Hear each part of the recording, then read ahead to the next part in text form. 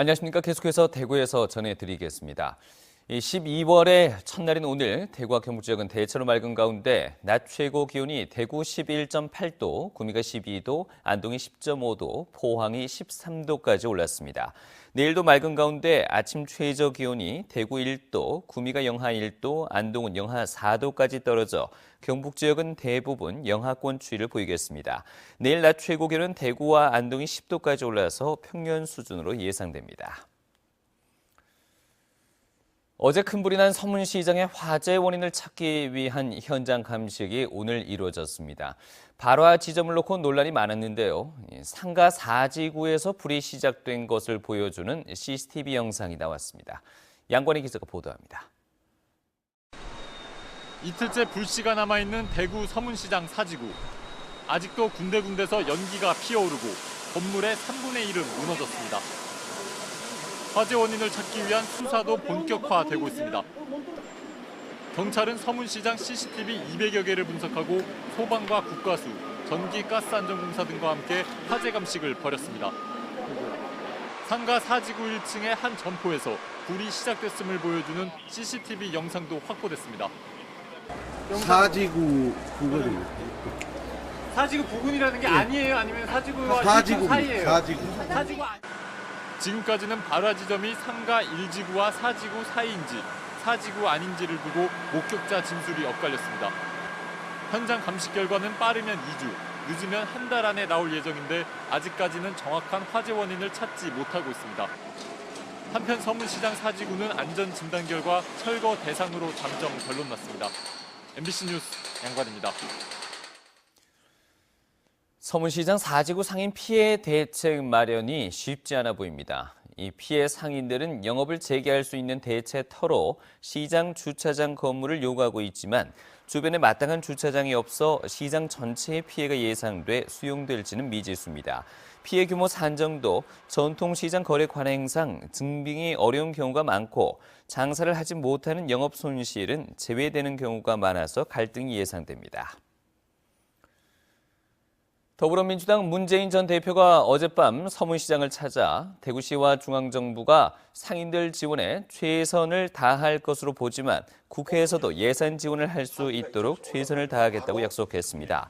또 보류된 전통시장 구조 개선 사업비 예산이 국회에서 통과될 수 있도록 노력하겠다면서 상인들이 임시로 영업을 할 수 있는 대체 점포를 만드는 예산 지원에도 신경을 쓰겠다고 덧붙였습니다. 구미경찰서는 오늘 오후 3시 15분쯤 구미시 상모동 박정희 전 대통령 생가에 불을 낸 혐의로 48살 백모 씨를 긴급 체포해서 조사하고 있다고 밝혔습니다. 백 씨는 수원에서 기차를 타고 구미로 온 뒤 불을 냈다고 진술하고 방화 동기 등에 대해선 답변하지 않고 있는 것으로 알려졌습니다. 경찰은 불이 추모관 내부 일부를 태우고 10분 만에 꺼졌다며 백 씨를 상대로 정확한 범행 경위를 조사하고 있다고 밝혔습니다.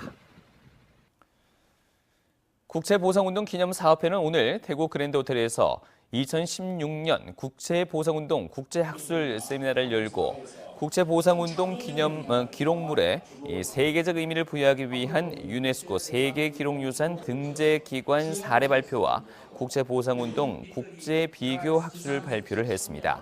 국채보상운동 기념사업회는 이번 세미나를 계기로 국채보상운동의 전국화, 세계화를 위한 교류 전시회와 상호 협력 프로그램 등을 추진할 예정입니다. 경상북도가 내년부터 청년수당 제도를 도입하기로 했습니다. 김관용 경북도지사는 도입회 도정연설을 통해 청년 취업을 장려하기 위해서 내년부터 도내 중소기업 취업자에게 연간 100만 원씩의 청년수당을 지급하겠다고 밝혔습니다. 대상 기업은 종업원 100명 미만 기업이며 일단 2천여 명을 선정해 우선 지원하고 대상자가 늘어날 경우 추경을 통해 예산을 추가로 확보하기로 했습니다. 구세군 대구 경북지방은 오늘 오전 동성로 야외 특설 무대에서 각계 인사들이 참가한 가운데 자선 냄비 시종식을 열었습니다. 구세군 대구 경북은 3억 2천만 원을 목표로 앞으로 한 달 동안 40여 곳에서 5천여 명의 구세군과 자원봉사자들이 모금에 나섭니다. 한편 한국구세군은 지난 한 해 모아진 자선 냄비 성금 106억 원은 모두 어려운 이웃을 위해서 사용됐다고 밝혔습니다. 경북경찰청은 지난 9월 30일부터 2달 동안 경찰관 8만여 명과 자율방범대 등 11만여 명을 투입해 수학기 전후 방범 활동을 펼친 결과 민생 침해 범죄와 강절도 사건 등이 지난해 같은 기간보다 각각 4%와 7% 줄었다고 밝혔습니다. 경찰은 범죄 취약 마을에서는 합동 순찰과 CCTV 점검을 했으며 특히 도내 18개 경찰서에 배포한 우리마을 차량 스티커를 활용해 검문 검색으로 인한 주민 불편도 줄였다고 덧붙였습니다. 한미 해병대의 올해 마지막 연합전술훈련이 지난달 21일부터 해병대 훈련장 일대에서 시작돼 해병대 1사단 소속 72대대와 미 해병대 23대대 소속 1000여 명이 참가해서 대대급 연합작전 수행 능력을 점검하고 있습니다. 지금까지 대구에서 전해드렸습니다. 고맙습니다.